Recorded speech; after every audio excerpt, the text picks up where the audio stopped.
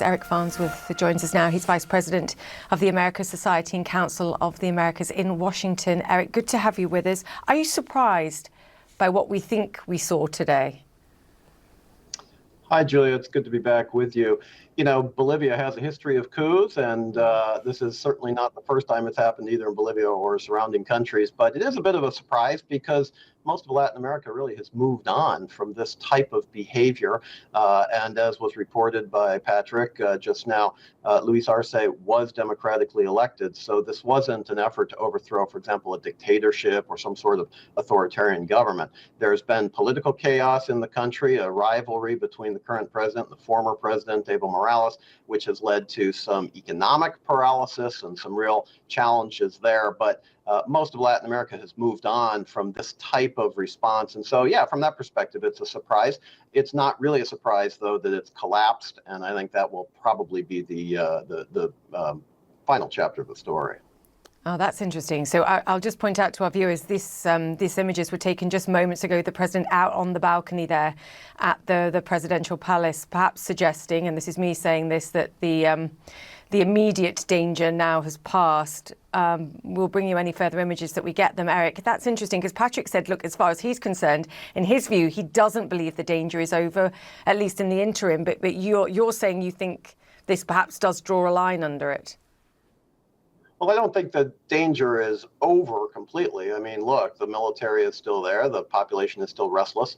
The politics really haven't changed in the country. But one thing that I thought was particularly encouraging was the international community came out immediately opposed to this. The Secretary General of the COA'S, the Organization of American States, leaders from the President of Brazil, President of Mexico, neighboring countries like Chile, Uruguay, Paraguay, resoundingly rejecting this effort, and the political environment in Bolivia seemed not to be on board either. And so you really didn't have any particular uptake in support of the military or the move.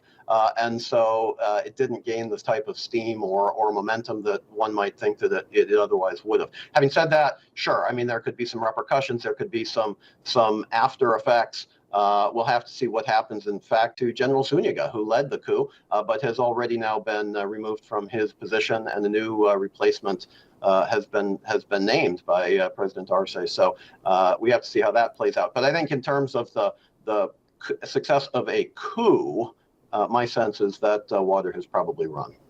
What about for the Bolivian people, Eric? Where do they stand at this moment? Because the sitting president came out today and said, look, defend democracy in essence. But as you've sort of pointed out, we've got a political divide between the current president now and the former president who'd like to run in the presidential elections next year. And the courts have said simply, no, you can't. You've got political paralysis that's feeding into what is pretty devastating, I think, in terms of economic paralysis and deterioration in the country. Where do the people stand in terms of who they support and what they want today?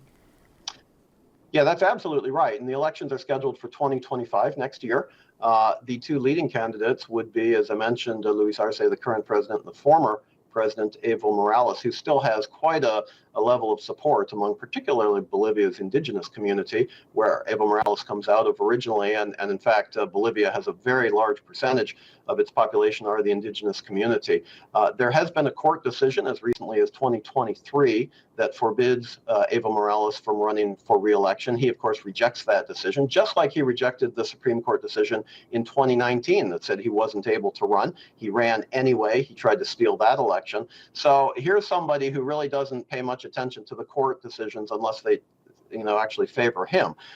So that's something that's going to have to work itself out. And that has not been addressed by the issues today in the streets by the military. It still has to certainly play out. Where the Bolivian people will come out, look, they get a chance to vote in 2025, presumably, so they'll be able to let their voices be heard. But in the meantime, Bolivia's economy is really struggling. The debt level is high, inflation is high, investment is down, natural gas, which has driven the economy in terms of the production of natural gas is really beginning to run out. People are questioning what is the engine of growth for Bolivia going forward, and the people are starting to get frustrated. So, if you can't put food on the table for your family, it doesn't really matter who's in the presidential palace. You're going to start to get anxious, and you're going to go to the streets, and you're going to protest for a better scenario. And that's indeed what we're starting to see happen. There have been marches already as recently just a couple days ago. So I think that the situation from a political perspective remains unsettled.